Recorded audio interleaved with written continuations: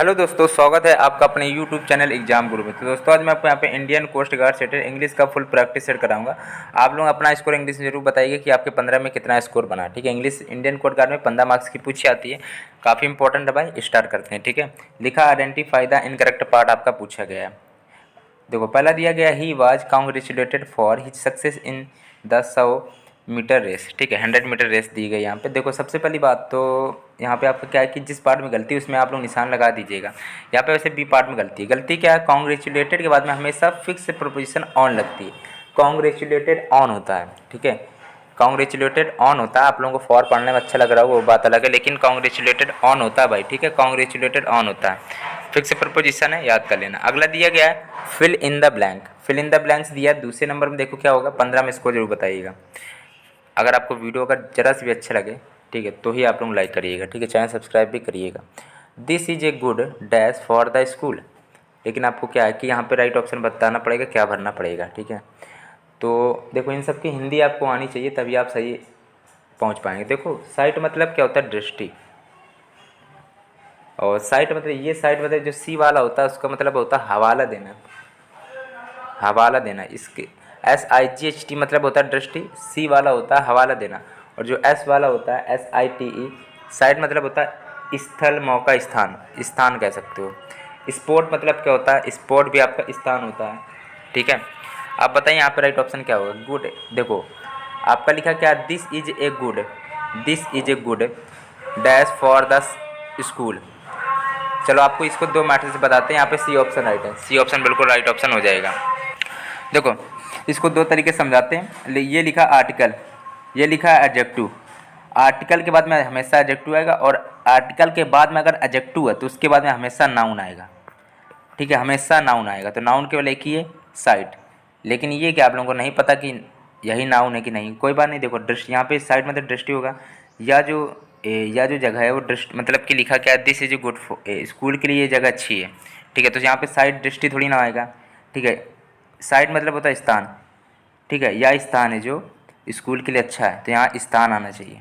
ठीक है, और ये साइट मतलब होता है हवाला देना, तो ये दोनों तो होंगे नहीं, और इन दोनों में आपका नाउन ये है। और स्पोर्ट मतलब स्थान होता है, लेकिन ये आपका साइट लगेगा, स्थान। ठीक है, नाउन है। चलो भाई, this is a good site for the school. ठीक है, या जो स्थान है, ठीक है, स्कूल के लिए अच्छा है। गुड मतलब अच्छा है, स्कूल के लिए अच्छा है। फॉर मतलब के लिए, स्कूल के लिए अच्छा है, बस सीधी बात। ठीक है, अगला दिया गया। और ये चीज़ याद रखना कि आर्टिकल के बाद में, आर्टिकल आपके ए अंदा जो भी होते हैं, ए अंदा होते हैं, और उनके बाद में एडजेक्टिव आता है, और एडजेक्टिव के बाद में हमेशा क्या होता है कि नाउन आता है। ठीक है, अगला देखते हैं। Choose the correct article to fill in each blank. He is dash strongest man of our class. तीसरे नंबर का क्या होगा, तो इसको आपको पिछले प्रैक्टिस सेट में बताया था, जब भी सुपरलेटिव डिग्री आता है तो उसके पहले हमेशा दा लगता है। ठीक है, क्या लगेगा, दा लगेगा। चलो अगला देखते हैं। What did you not three the bag away. आपको शायद नहीं पता होगा, फिर से बताते हैं। डिड के बाद में क्या है, हमेशा वर्ब की फर्स्ट फॉर्म आती है।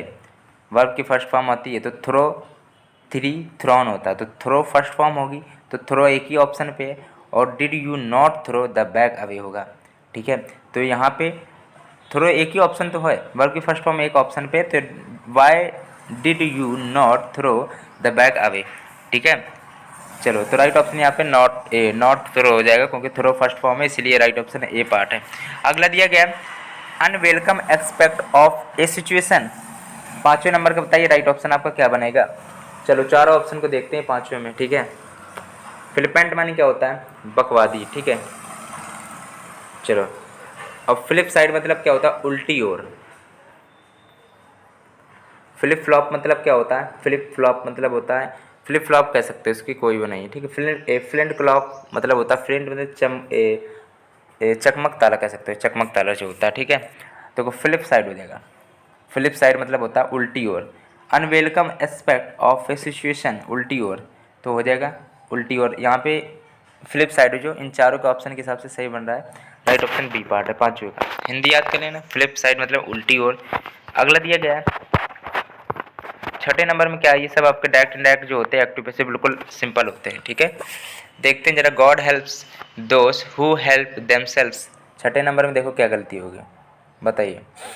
अब हेल्प्स लिखा है मतलब ये वर्ब की फर्स्ट फॉर्म है, और वर्ब की फर्स्ट फॉर्म जो होती है इज एम आर में जाती है, इज एम आर में जाती है एक्टिव बेसिव में। देखते हैं इज एम आर कहाँ है, इसमें नहीं, पहले में, दूसरे में नहीं, चौथे में भी नहीं, सब। अब इज एम आर देखो इसमें 2 बार लगा दिया गया।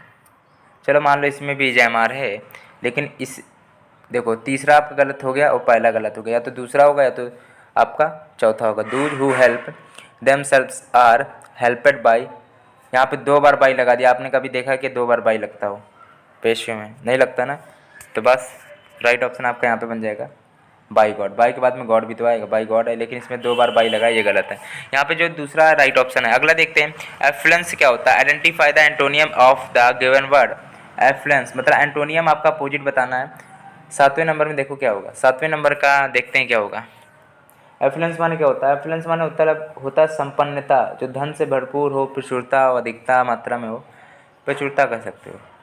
अब इसका चलो 4 ऑप्शन को देखते हैं। माइजरी माने क्या होता है? माइजरी मतलब होता है कष्ट या मुसीबत। माइजरी है ये, ठीक है, माइजर नहीं है, ठीक है, माइजरी है। माइजरी मतलब कष्ट। स्टैग्नेशन माने क्या होता है? स्टैग्नेशन मतलब होता है स्थिरता हो, जिस स्थिरता हो। नेग्लेक्ट मतलब क्या होता है? नेग्लेक्ट कर देना। नेग्लेक्ट मतलब कह सकते हो अनादर। पॉवर्टी माने क्या होता है? गरीबी। पॉवर्टी मतलब गरीबी होता है। एक तरफ यहाँ धन से भरपूर है भैया, सब कुछ है, और पॉवर्टी मतलब होता है गरीबी, ठीक है। पॉवर्टी ही सही लग रहा है चारों के हिसाब से, सही भी है भाई, पॉवर्टी सही है, ठीक है। माइजरी माने कष्ट मुसीबत तो होगा ना। स्टैग्नेशन मतलब होता है स्थिरता, ये होगा ना। नेग्लेक्ट मतलब अनादर करना, उपेक्षा करना किसी की, अवज्ञा करना, पालन ना करना किसी चीज़ का, ठीक है। तो पॉवर्टी यहाँ पे होता है आपका गरीबी। अगला दिया गया स्पोर्डिक। स्पोर्डिक माने क्या होता है? साइनोनियम पूछा गया है। साइनोनियम के स्थान पे nearest option, closest option, best express या साइनोनियम लिख के आ सकता है। इसका मतलब पर्यायवाची ही होता है, ठीक है, ध्यान समझिएगा। अगला देखते हैं स्पोर्डिक मतलब क्या होता है। 8वें में देखते हैं स्पोर्डिक मतलब होता है कहीं कहीं, ठीक है। अब बताइए इपिडेमिक मतलब क्या होता है? महामारी।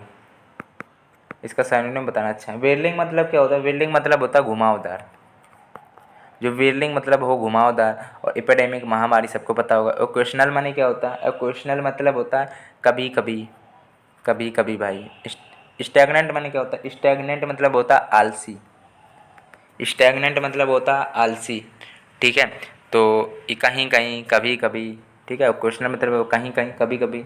तो राइट ऑप्शन वैसे 8वें का सी ऑप्शन बन जाएगा, ठीक है। और स्टैग्नेंट माने क्या होता है? स्टैग्नेंट है ये, स्टैग्नेंट, ठीक है। स्टैग्नेंट मतलब होता है आलसी। लेथार्जिक माने आलसी होता है, लेजी माने आलसी होता है, ठीक है। आइडोलेंट माने भी आलसी होता है। ये सब चीज़ें आनी चाहिए। और ये था स्टैग्नेशन था, ये स्टैग्नेशन था ये, ठीक है, याद कर लेना। स्टैग्नेशन मतलब होता है स्थिरता, और ये स्टैग्नेंट मतलब था। स्टैग्नेंट माने क्या होता है आपका? आलसी। ये चीज़ें याद कर लेना, ठीक है। ये ऑफलाइन बन धन से भरपूर हो, संपन्नता का सकते, गरीबी हो जाए, पॉवर्टी। इसका मतलब होता है कभी कभी, इसका मतलब भी कभी कभी। अगला देखते हैं, there is a bridge dash the river. 9वां नंबर दिया गया, बताइए। या तो आप लोग 2 ही सोच रहे होंगे, ए और डी में। एक्रॉस मतलब होता है आर पर, ओवर मतलब ऊपर से रिलेटेड होता है। तो there is a bridge over the bridge के, अरे नदी के ऊपर ही तो होता है, रिवर के ऊपर होता है ब्रिज के नहीं, तो हो जाएगा there is a bridge over the river, ठीक है। चलो तो 9वें का यहाँ पे ए ऑप्शन, थोड़ा हिंदी भी देख लिया करो, ठीक है। 9वें का ए ऑप्शन राइट। अगला देखते हैं। अब डायरेक्ट आ गया तो आप लोगों को पता है, बिल्कुल सिंपल है, होगा। देखो लिखा क्या है, Janet explained that she had lost all her belongings at the airport that morning। देखो डैट मॉर्निंग लिखा, आपको बताया था, मतलब कि आपको बताया था कि दिस का डैट होता है, दिस का डैट होता है। तो दिस का डैट होता है, अच्छी बात है, लेकिन ये क्या है, ये आपका होता क्या, बनाना क्या रहता है, डायरेक्ट से इनडायरेक्ट बनाना रहता है, ठीक है। तो ये आपका इनडायरेक्ट में दिया गया, इससे पता भी चल गया। मतलब आपको डायरेक्ट बनाना है, डायरेक्ट बनाना है, मतलब कि यहाँ पे दिस होना चाहिए, दिस का डैट। अब दिस देखो कहाँ पे है, दिस पहले में है, दूसरे में भी है, तीसरे में नहीं है, तीसरे में नहीं है, चौथे में भी नहीं है, अच्छी बात है। तो पहला और दूसरे में ही आपको बताना पड़ेगा। अब यहाँ पे आपको क्या दिया है, सी हैड दिया गया है। अब आपको बता दें वर्ब की सेकंड फॉर्म जो होती है वो हैड में कन्वर्ट होती है। तो आपको ये आपका डायरेक्ट दिया है, मतलब कि ये आपका इनडायरेक्ट में दिया है, आपको डायरेक्ट बनाना, मतलब कि वर्ब की सेकंड फॉर्म देखो, वर्ब की सेकंड फॉर्म जो है उसको आपको, वो आपकी हेड में कन्वर्ट होती है। तो वर्ब की सेकंड फॉर्म आपकी कहाँ है, लोस्ट है। तो राइट ऑप्शन बी पार्ट बन जाएगा। 10वें का बी ऑप्शन बिल्कुल राइट है, ठीक है। चलो भाई कोई दिक्कत वाली बात है नहीं वैसे। अब ये हेड का हेड थोड़ी रहेगा, ठीक है। यहाँ पे क्या होगा, लोस्ट का, आपकी सेकंड फॉर्म हेड में जाती है, क्योंकि ये आपका इनडायरेक्ट में दिया गया था और इसको डायरेक्ट बनाना था आपको। चलो अब आ गया होगा, अगला देखते हैं। यहाँ पे दिया गया है 11 नंबर है, with great difficulty he was able to carve out niche for himself. देखो आपको ये ईडियम फ्रेज दिया गया। ईडियम फ्रेज में क्या होता है कि थोड़ा आप लोगों को उसकी हिंदी समझ के करना चाहिए, या फिर बिना हिंदी के भी आपके थोड़ा अलग टाइप के भी होते हैं, तो आपको ज़्यादा से ज़्यादा इनका रिवीजन करना पड़ेगा, प्रैक्टिस करना पड़ेगा। टू कर्व आउट ए नीच फॉर हिमसेल्फ 11वें नंबर का क्या होगा बताइए, तो हो जाएगा डेवलप से रिलेटेड होता है। टू कार्व आउट ए नीच फॉर हिमसेल्फ होता है develop a specific position for himself. Right option यहाँ पे हो जाएगा 11 का डी ऑप्शन राइट ऑप्शन है। ठीक है, नीच मान क्या होता है, ये आपका बन के क्वेश्चन बन, नीच मतलब होता है घट कर या कमी, याद कर लेना, बन के आता है एंटोनियम साइनोनियम में। लिखा है fill in the blanks from the choice which appropriate adjectives. आपको भरना है, एडजेक्टिव भरना तो आप समझ जाएंगे, लेकिन देखते हैं। The majority accepted the dash proposal. ठीक है, 12 नंबर का राइट ऑप्शन क्या होगा बताइए। सबसे पहले आप लोगों को बहुत ज़्यादा डाउट रहता है कि लेटर ये सब क्या होता है। चलो देखते हैं इसकी हिंदी पहले। हिंदी से देखो, लेटर मतलब होता है आगे का, होता है आपका आगे का या बाद का कह सकते हो, आगे का कह दो, बाद का। ये लेटर मतलब होता है पिछला, पीछे समय का, पिछला कह सकते हो। फर्दर आपका वैसे दूरी से रिलेटेड होता है, दूरी से आगे होता है लेकिन दूरी से रिलेटेड होता है। ओल्डेस्ट माने होता है पुराना, ओल्डेस्ट है तो सबसे पुराना हो जाएगा। ठीक है, ओल्डेस्ट है ना तो सबसे पुराना हो जाएगा। तो द मेजोरिटी एक्सेप्टेड द क्या होगा बताइए।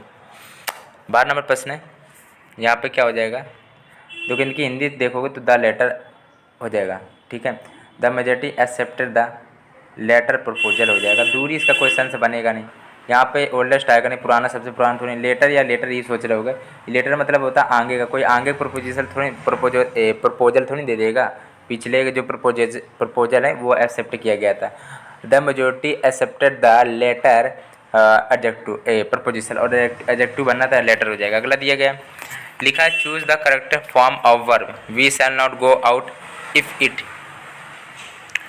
अब बताइए इसमें क्या होगा 13 नंबर में।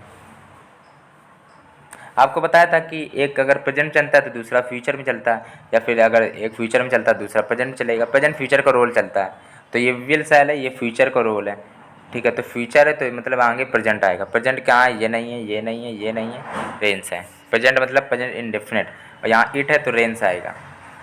ठीक है, we shall not go out if it Reigns.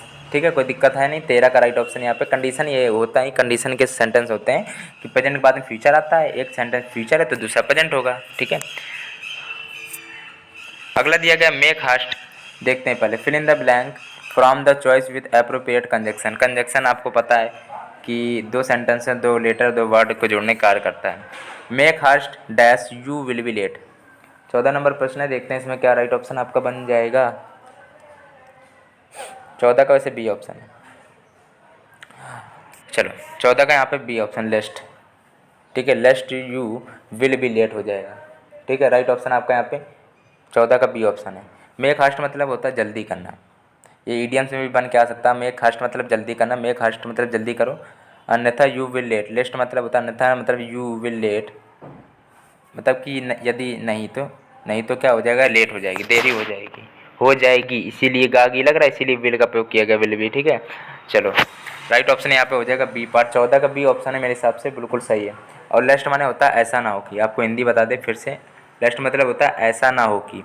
देखो जल्दी करो, ऐसा ना हो कि देर हो जाए, सीधी बात है। तो ऐसा ना हो कि लेस्ट यहाँ पे लगेगा। ठीक है, लेस्ट यू विल भी लेट हो जाएगा। ठीक है, चलो कोई दिक्कत